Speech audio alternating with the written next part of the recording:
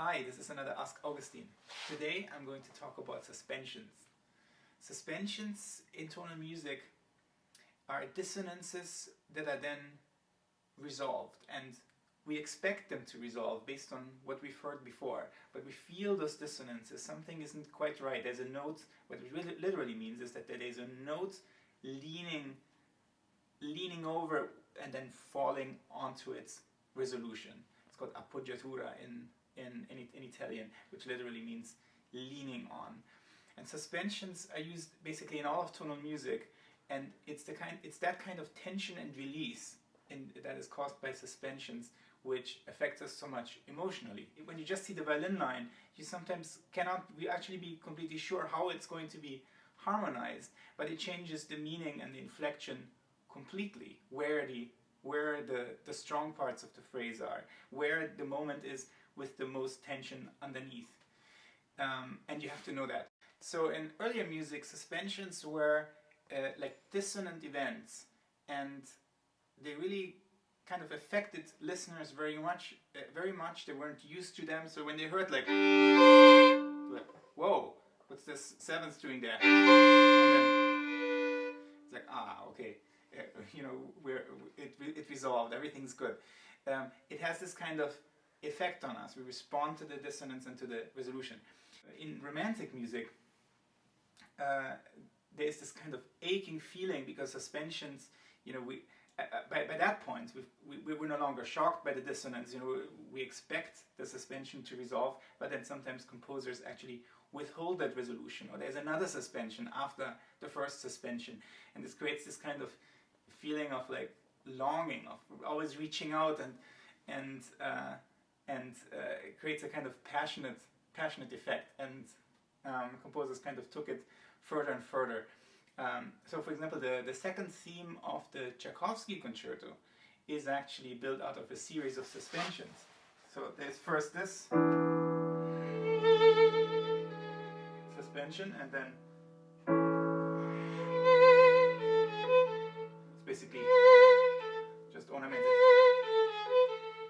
and then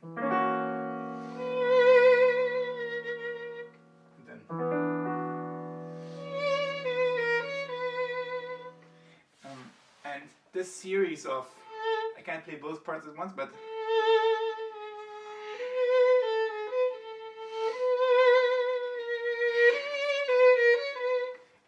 this series of suspensions has a kind of longing effect, and understanding why that is and that there are these suspensions underneath actually tell you everything you need to know about the phrasing. It would not be right to play because this is a suspension, and it's very rare that you have a suspension where the resolution of the suspension is actually louder than the dissonant note. It can sometimes happen that the suspension happens in the middle of a crescendo, but you always have to be aware of where the most tension is. Maybe the most extreme example of a long chain of suspensions that I could find in the violin repertoire is in the second violin concerto by Wieniawski, where there's a long chain of suspensions. Maybe I'll let you count, and then I'll tell you afterwards how many I counted. So.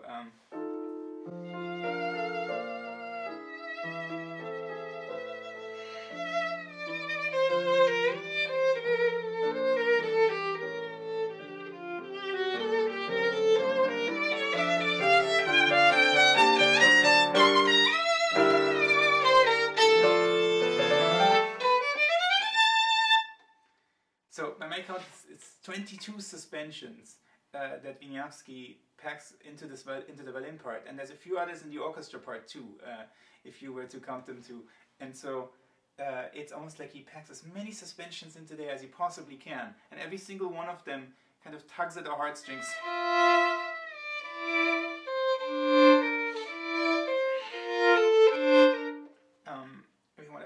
Everyone is kind of this aching feeling, looking for resolution, but every time one of them resolves, there's another one, and almost like the ground being pulled underneath your feet. It just keeps descending, and then starts building momentum through this sequence of suspension. So it's a very dramatic and very emotional passage because of what is happening harmonically with the suspensions. So suspensions are super important, and whenever you start a new piece, if it's a tonal piece with functional harmonies, look for suspensions. It's a great way to start, and it'll tell you a lot about what you need to do in the violin line. I hope that's helpful, and I'll see you next time.